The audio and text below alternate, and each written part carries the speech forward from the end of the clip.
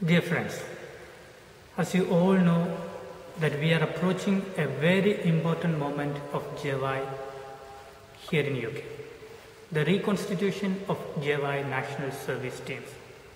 At this juncture, I would like to remind you about the rights and duties we have as part of Jesus Youth. First of all, we have a right to have good leadership. Through Prophet Jeremiah, God says, I will give you shepherds after my own heart. Leadership is a very important factor in the life and growth of any ecclesial movement, particularly in Jesus Youth. We call the national leadership as service teams. They are at the service of the kingdom of God by serving those who are entrusted to them. The statutes of JY clearly indicates the functions of this team. I read from the statutes. JY Statutes number 35. Functions. Jesus Youth teams attend to the growth and fellowship of members and groups and make sure that they are rooted in the life of the church. The team always strives A. to be at the service of Jesus Youth by offering help for growth in faith and vision and training in leadership. B. to collaborate closely with the higher teams at regional, national and international levels. C. to maintain the relationships with the Catholic Charismatic Renewal and its service teams. D.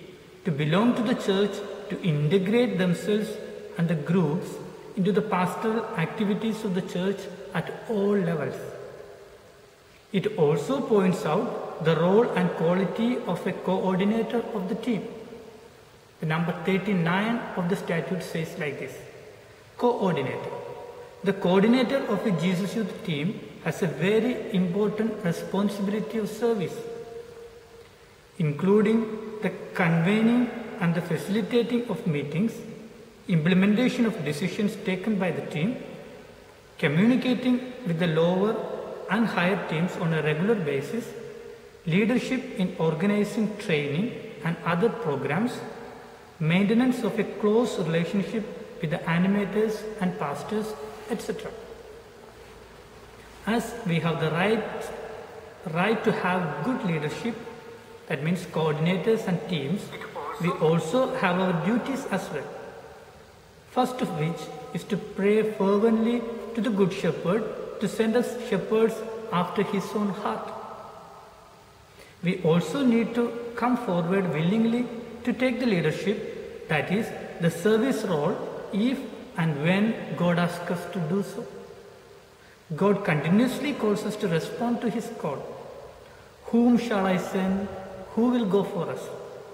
Was the question heard by Prophet Isaiah, and it was his choice of response. Here I am, send me. This is what we see at the call of Isaiah, the chapter 6 of the book of Isaiah. The same pattern we could see in Jesus' call and commissioning of his disciples too. His call is still resounding. We need to respond. It needs discernment, courageous response, and a deep commitment to the one who calls. We need not to pray for very talented and successful individuals as our leaders, but courageous and committed ones who have a listening heart, attentive to the Lord's voice and people's needs.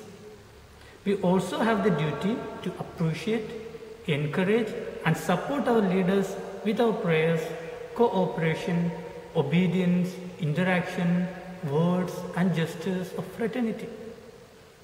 Many of you have already begun to pray. If you haven't yet, then let us begin with our personal prayers, masses, rosaries, novenas, fasting, divine mercy chaplets, etc. Let us also begin to discern, is he calling me? Do I need to respond? If so, how and when? Do I feel to encourage someone to take the leadership? Do I need to pray for a particular person or persons whom I feel God is calling to take up the commitment? Begin to pray to the Lord of the harvest to send good laborers into his harvest. Together we pray, together we discern, together we commit. Together we serve the church. Together we build the kingdom of God here in UK and in the whole world. May God bless all of you, and may our good Mother always intercede for us. Amen.